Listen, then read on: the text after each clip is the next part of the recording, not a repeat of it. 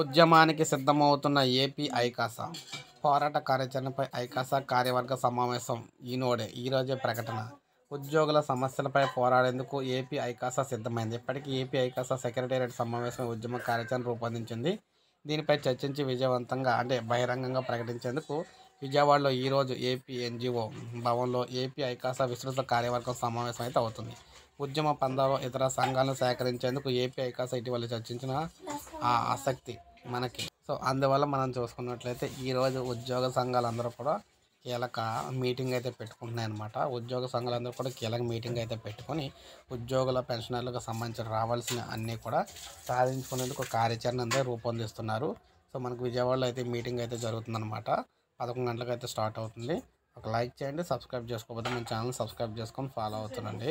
ఉద్యోగ పెన్షనర్లకు సంబంధించి మనకి ప్రతి అప్డేట్ మిస్ అవ్వకుండా మీకు వీడియో రూపంలో అందిస్తూ ఉంటాను. నేను ప్రతి ఇన్ఫర్మేషన్ అయితే మీకు అంతూ ఉంటుందన్నమాట.